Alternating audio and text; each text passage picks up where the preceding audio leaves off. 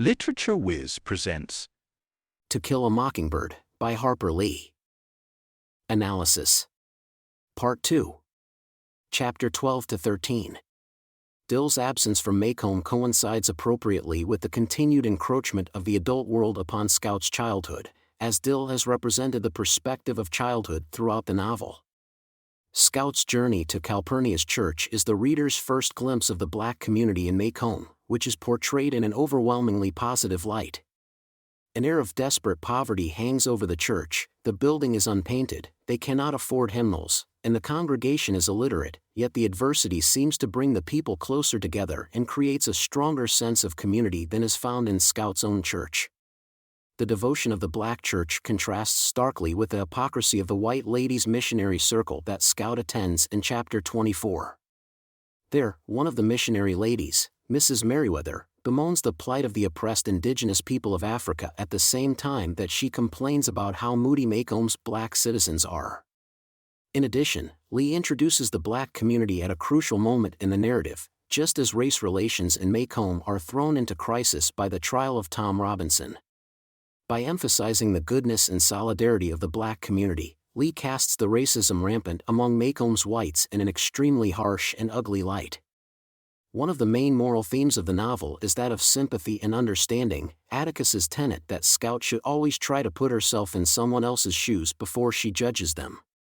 Lee enables us to identify with the black community in a way that makes the townspeople's unwillingness to do so seem mean-spirited and stubborn. Simply because of their racial prejudice, the townspeople are prepared to accept the word of the cruel, ignorant Bob Ewell over that of a decent black man. If the novel's main theme involves the threat that evil and hatred pose to innocence and goodness, it becomes clear that ignorant, unsympathetic racial prejudice will be the predominant incarnation of evil and hatred, as the childhood innocence of Scout and Jem is thrown into crisis by the circumstances of the trial. The visit to the church brings Calpurnia to center stage in the novel. Her character serves as the bridge between two worlds, and the reader develops a sense of her double life, which is split between the Finch household and the black community. When she goes to church, her language changes, she speaks in a colored dialect rather than the proper, precise language that she uses in Atticus's household. Jem asks her why, and she explains that the churchgoers would think she was puttin' on airs fit to beat Moses if she spoke white in church. This speech demonstrates the gulf between black people and white people in Maycomb. Not only do class distinctions and bigotry divide the two races, but language does as well. Aunt Alexandra, meanwhile, takes over the Finch household and imposes her vision of social order.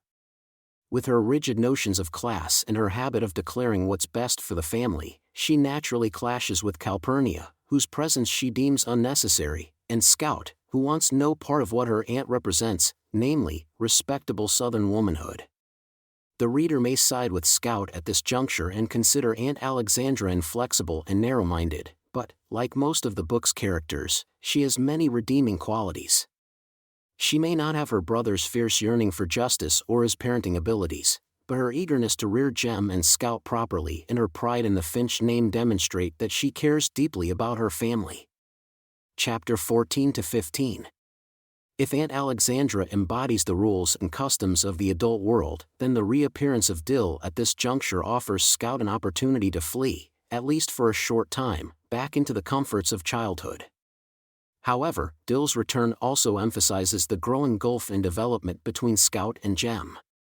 In the previous section, we saw the 12-year-old Jem indignantly urging Scout to act more like a girl, indicating his growing awareness of adult social roles and expectations.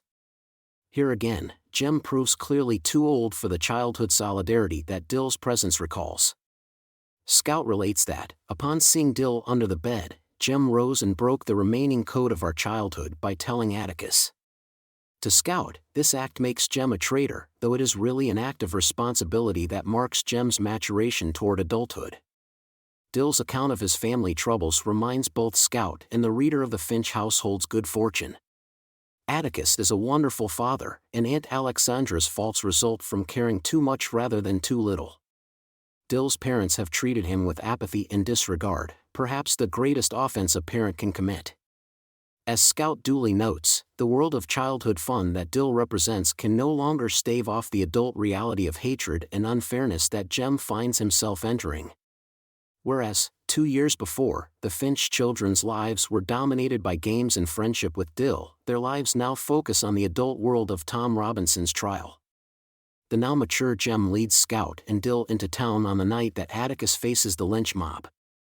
Symbolically, this scene marks Jem's transition from boy to man, as he stands beside Atticus and refuses to go home, since only a child would do so. Though he disobeys his father, he does so not petulantly but maturely. He understands Atticus's difficult situation with regard to the case and consequently fears for Atticus's safety. Nevertheless, the confrontation is dominated by Scout's innocence, still sufficiently intact that she can chat with Mr. Cunningham about his son despite being surrounded by a hostile lynch mob. Some critics find Scout's performance and the dispersal of the mob in this scene unconvincing and pat, wondering how Scout can remain so blissfully unaware of what is really going on and how Mr. Cunningham can be persuaded by Scout's southern courtesy to break up the drunken posse. Within the moral universe of To Kill a Mockingbird, the behavior of both characters makes perfect sense. As befits her innocence, Scout remains convinced of other people's essential goodness, a conviction that the novel shares. Rather than marking them as inherently evil, the mob members' racism only shrouds their humanity, their worthiness, and their essential goodness. Scout's attempt at politeness makes Mr. Cunningham realize her essential goodness, and he responds with civility and kindness. As Atticus says later, the events of that night prove that a gang of wild animals can be stopped, simply because they're still human. Chapters 16-17. The trial is the most gripping, and in some ways the most important, dramatic sequence in To Kill a Mockingbird. The testimony and deliberations cover about 5 chapters with almost no digression. Additionally, the courtroom scene, with Atticus picking apart the Ewells as the whole town watches, is the most cinematic portion of the narrative, and it is the centerpiece of the 1962 film version of the novel. Though the trial targets Tom Robinson, in another sense it is Maycomb that is on trial, and while Atticus eventually loses the court case, he successfully reveals the injustice of a stratified society that confines black people to the colored balcony and allows the word of a despicable, ignorant man like Bob Ewell to prevail without question over the word of a man who happens to be black.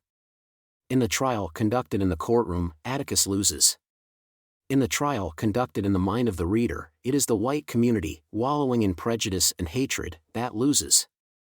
It is fitting that the children end up sitting in the colored section of the courthouse, just as it is fitting that Miss Maudie refuses to attend the trial. All 3 lack the racism that the crowd of white faces in the courtroom propagates. Jem, Scout, and Dill are segregated even from the other children, who have taunted Jem and Scout for loving black people.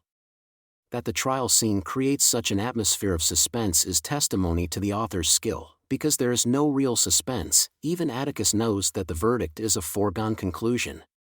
No matter what evidence is presented at the trial, the racist jury would never, under any circumstances, acquit a black man accused of raping a white woman.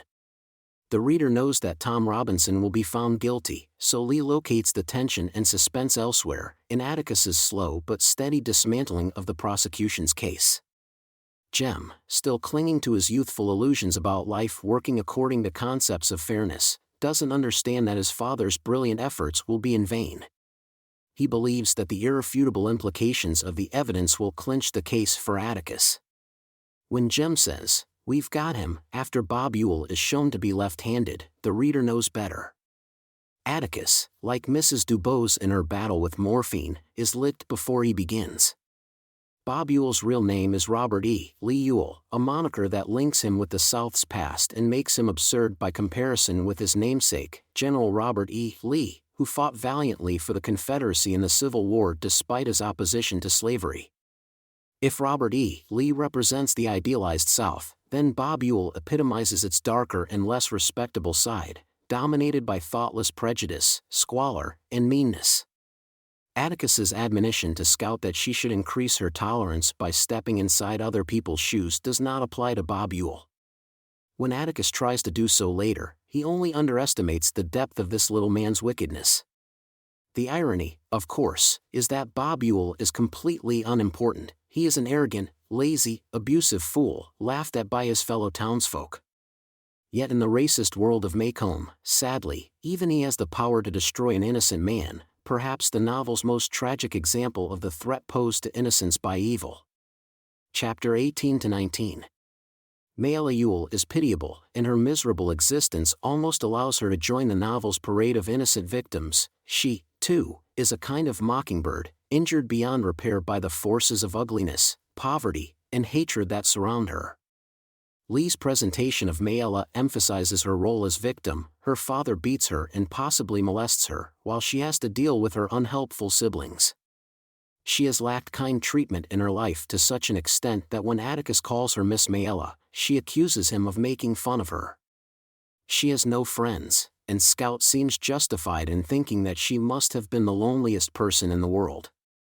On the other hand, though, Scout's picture of Mayella as a victim is marred by her attempt to become a victimizer, to destroy Tom Robinson in order to cover her shame. We can have little real sympathy for Mayella Ewell. Whatever her sufferings, she inflicts worse cruelty on others. Unlike Mr. Cunningham, who, in Chapter 15, is touched enough by Scout's human warmth to disperse the lynch mob, Mayella responds to Atticus's polite interrogation with grouchy snarls. Pity must be reserved for Tom Robinson, whose honesty and goodness render him supremely moral. Unlike the Ewells, Tom is hardworking and honest and has enough compassion to make the fatal mistake of feeling sorry for Mayella Ewell. His story is the true version of events, because of both Tom's obviously truthful nature and Atticus's brilliant and morally scathing questioning of the Ewells. The story leaves no room for doubt. A number of critics have objected that the facts of the case are crafted to be, no pun intended, too black and white. But, as Atticus's awareness of his defeat as a foregone conclusion suggests, Lee was not interested in the believability of the trial. The exaggerated demarcation between good and bad renders the trial more important for its symbolic portrayal of the destruction of an innocent by evil. As clear as it is that Tom is innocent, it is equally clear that Tom is doomed to die. Link Diaz represents the diametric opposite of prejudice. The fact that Tom is black doesn't factor into Diaz's assessment of him. Rather, he is particularly conscientious about scrutinizing Tom only in respect to his individual character. However, just as the court refuses to accept the undeniable implications of the evidence that Atticus presents, so too does it refuse to accept the implications of Diaz's validation of Tom's character. The judge expels Diaz because his interjection during the proceedings threatens the integrity of the formal manner in which court proceedings are run. The grim irony, of course, is that the blatant prejudice of the trial does so as well, though the judge does nothing to alleviate this prejudice. The reader is spared much of Mr. Gilmer's harsh cross-examination of Tom when Dill's crying takes Scout out of the courtroom. Dill is still a child, and he responds to wickedness with tears, much as the reader responds to Mr. Gilmer's unabashed prejudice with disgust. The small sample of his cross-examination that Scout and the reader do here is enough. Calling Tom boy and accusing him at every turn, the racist Mr. Gilmer believes that Tom must be lying, must be violent, must lust after white women, simply because he is black. Chapter 20-22. It is easy to criticize Mr. Dolphus Raymond as an unreal, saccharinely non-racist character. Indeed, in a temporal and geographical setting in which the white community as a whole has so little sympathy for blacks, Raymond is not only anomalous but also somewhat preposterous. It seems that even the righteous and morally upstanding Atticus might view Raymond as having breached accepted notions of social propriety. The importance of Raymond's character, however, lies in the nature of his preference for blacks. Raymond never explains precisely why he prefers blacks, he just does. Similarly, the white community never explains why it hates blacks, it just does. The difference between these two ingrained attitudes, however, is that whereas the white community imposes its preferences unapologetically on the whole of Maycomb, Raymond acts on his preferences solely because he wants to live that way, not because he wants to dictate how others should live. Mr. Raymond's presence outside the courtroom is fitting. Like Miss Maudie, he does not belong inside with the rest of the white people, because he does not share their guilt. Mr. Raymond is a harsh realist, and while he shares Jem's outrage, he is too old to cry. In a way, Mr. Raymond is another illustration of an innocent destroyed by hatred and prejudice, a moral and conscientious man. He is also an unhappy figure, a good man who has turned cynical and lost hope after witnessing too much evil in the world. "You haven't seen enough of the world yet," he tells Scout, commenting on how special and good her father is, and her innocent belief in human goodness. "You haven't even seen this town, but all you gotta do is step back inside the courthouse." Whereas Mr. Raymond believes that Maycomb's racist side is the real Maycomb, Atticus, less embittered, seems to hold out hope for the town. Significantly, his eloquent closing argument is devoid of despair. Rather, he speaks to the jury with confidence and dignity, urging them to find confidence and dignity within themselves. Though To Kill a Mockingbird dramatizes the threat posed to goodness by evil, and though it frequently treats this theme by exploring the destruction of innocence, the novel's ultimate moral outlook is not bleak. Rather, it is characterized by Atticus's wise understanding of both the goodness and the badness within people. Moral issues within the novel are often black and white, with a clear good side and a clear evil side, but the novel's conclusion about humanity is not so simple. On the contrary, Atticus understands that people are capable of great goodness and great evil, which proves the key to his own admirable moral strength. Unlike the children's outlook, Atticus's understanding of the world is not innocent. He does not believe in goodness simply because he has never seen evil. He has indeed seen and experienced evil, but he is nevertheless capable of faith in the good qualities of humankind. This faith represents the adult perspective toward which Scout, who begins the novel as an innocent child, is forced to move as the story progresses. Although the jury strikes a blow for prejudice by convicting Tom, it is still possible for the town's morally unblemished adult characters to hold out hope. Even after the verdict has been handed down, there is a sense that progress has been made. Jem, however, is not able to see things this way. Scout is bewildered by the verdict, but, like Atticus, she is resilient and retains her positive view of the world. Her brother is crushed, his dearly held illusions about justice and the law have been shattered. In a way, Jem, like Tom Robinson, is a mockingbird. While the Yules and the forces of hatred and prejudice do not take his life, they do strip him of his childhood and youthful idealism. Chapter 23-25. When he reassures his family that Bob Ewell does not really intend to harm him, Atticus advises Jem to stand in Bob Ewell's shoes, echoing the advice that he gives Scout earlier in the novel and evoking one of the most important moral themes in the book. Here, however, Atticus's attempt to understand another human falls short. He makes an honest mistake in his analysis by failing to understand the depth of Ewell's anger toward him. Aunt Alexandra is more insightful, maintaining that a man like Ewell will do anything to get revenge.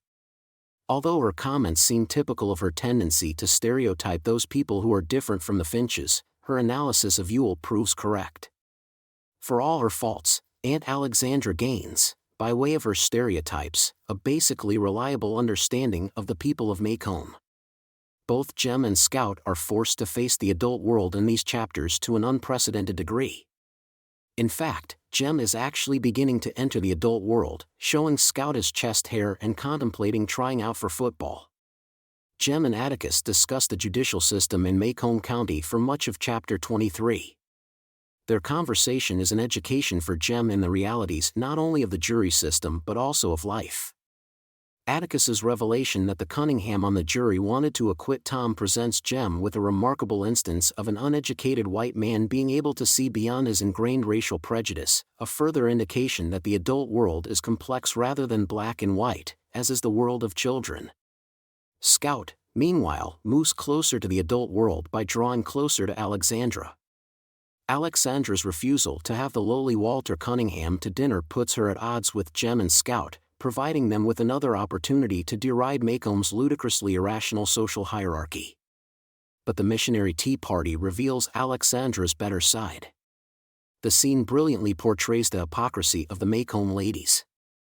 Mrs. Merriweather's large brown eyes always filled up with tears when she considered the oppressed. In Africa, Scout notes, yet the same woman can complain that there's nothing more distracting than a sulky darky.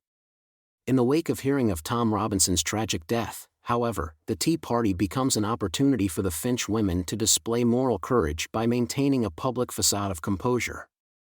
Mr. Underwood likens Tom's death to the senseless slaughter of songbirds, an obvious reference to the novel's title.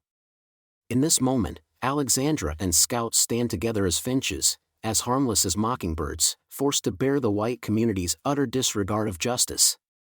Whereas Jem embraces entrance into the adult world, Scout seems reluctant about it. Jem proudly shows Scout his chest hair as a mark of his emergence into manhood. Scout's badge of incipient womanhood, the dress that she wears to the missionary circle meeting, doesn't suit her. She wears her usual tomboy trousers underneath. Additionally, whereas Jem intently discusses aspects of the complicated legal system with Atticus, Miss Stephanie teases the young Scout about growing up to be a lawyer. This difference in maturity between Jem and Scout manifests itself in the incident with the roly-poly bug. Wishing to withdraw back into the childhood world of actions without abstract significance, Scout moves to crush the bug. Jem, now sensitive to the vulnerability of those who are oppressed, urges her to leave the defenseless bug alone. Chapter 26-27. These short chapters are marked by a mood of mounting mischief laced with a growing sense of real danger. They begin with a reference to the Radley place, the source of childhood terror that no longer scares Jem and Scout. Boo Radley was the least of our fears, Scout comments. The dissipation of Jem and Scout's youthful fear of Boo reflects how the trial has hardened them and how, in the wake of the trial's injustice and Bob Yule's threats, the children have become increasingly mired in the more serious concerns of the adult world. The Radley place is part of the past now. The aura of scariness attached to the name Boo has dissolved into curiosity, perhaps even into fondness. As Jem and Scout gain a greater understanding of Boo, he seems less like a town freak to them and more, in a strange way, like a pet or a plaything. Scout still expresses a wish to see Boo someday, and she remembers fondly the near encounters with Boo during summers past. These memories restore Boo Radley to the reader's consciousness, which has been occupied with the trial for most of Part 2, thereby foreshadowing Boo's appearance a few chapters later. Meanwhile, the aftereffects of the trial continue to loom, and Jem and Scout's fading fear of Boo accentuates the real danger that Bob Yule's various attempts at revenge present. Bob Yule shows himself to be sinister, and the fact that he has not yet attempted anything against the Finches only increases the sense of foreboding. Atticus remains confident in his own safety, but this confidence begins to seem like wishful thinking. In fact, rather than offer further thematic commentary, Lee devotes a great part of these chapters to building tension and suspense by focusing on the unpredictable threat that Bob Yule poses. The misdeeds of the previous Halloween, which lead to the idea of a Halloween play this year, hint again at the damage caused by those who act without conscience. Meanwhile, the incident involving Miss Gates reveals the extent to which Jem remains affected by the trial. Despite the grim experience of the trial, Scout retains her faith in the basic goodness of others, and thus her teacher's obvious hypocrisy confuses her. Jem, meanwhile, has become disillusioned, and when Scout tries to talk to him about Miss Gates, he shuts himself off from the painful memory of the trial. Bob Yule's threats are not the only dark cloud hanging over the Finch household in this section. The injustice of the trial has changed Jem irrevocably. Chapter 28-31. Lee fills the night of the pageant with elements of foreshadowing, from the sense of foreboding that grips Aunt Alexandra just before Jem and Scout leave the house, to the ominous, pitch-dark night to Cecil Jacobs's attempt to scare them. The pageant itself is an amusing depiction of small-town pride, as the lady in charge spends 30 minutes describing the exploits of Colonel Macomb, the town's founder, to the audience. Additionally, the reader can visualize the comical parade of meats and vegetables crossing the stage, with Scout, just awake, hurrying after them as the audience roars with laughter. In this way, as with the early snowfall, the fire, and the mad dog, the night of the pageant incorporates both the Gothic motif of the novel and the motif of small-town life that counterbalances it. A mood of mounting suspense marks Jem and Scout's walk home. They hear the noise of their pursuer and assume it to be Cecil Jacobs, only to realize relatively quickly that they are in mortal danger. The attack is all the more terrifying because Jem and Scout are vulnerable. They are very near their home, in an area that they assume to be safe, and Scout, in her awkward costume, has no idea what is happening. Though Lee has spent a great deal of time foreshadowing Yule's impending attack on the Finches, she manages to make the scene of the attack surprising. All of the clues in the novel to this point have suggested that Yule would attack Atticus, not the children. But, as we realize in this scene, the cowardly Yule would never have the courage to attack the best shot in Macomb County. His insidious, malicious attack on the children reveals how loathsome a man he is. In this way, Lee's diversionary technique of leading the reader to suspect that Atticus would be Yule's victim makes this scene simultaneously startling for the reader and revealing of character. Boo Radley's entrance takes place in the thick of the scuffle, and Scout does not realize that her reclusive neighbor has saved them until she has reached home. Even then, she assumes him to be some countryman. This failure of recognition symbolizes the inability of Scout and the other children, throughout the novel, to see Boo as a human being, treating him instead as merely a source of childhood ghost stories. As his name suggests, Boo is a sort of ghost, but this condition has less to do with his appearance out of nowhere on Halloween than with Scout's hollow understanding of him. When Scout finally realizes who has saved her, however, Boo the childhood phantom becomes Boo the human being, his lips parted into a timid smile, and our neighbor's image blurred with my sudden tears. Scout takes the first of two large steps in this section toward completing the development of her character and assuming the grown-up moral perspective that Atticus has shown her throughout the book. She has appropriated not only Atticus's words but also his outlook, as she suddenly sees the world through Boo's eyes. In this moment of understanding and sympathy, Scout takes her second great step toward a grown-up moral perspective. The reader gets the sense that all of Scout's previous experiences have led her to this enriching moment and that Scout will be able to grow up without having her experience of evil destroy her faith in goodness. Not only has Boo become a real person to her, but in saving the children's lives he has also provided concrete proof that goodness exists in powerful and unexpected forms, just as evil does. Thank you for watching. If you want the videos to continue, all you have to do is like and subscribe. You can share the books you want with us as comments. May the magic be with you.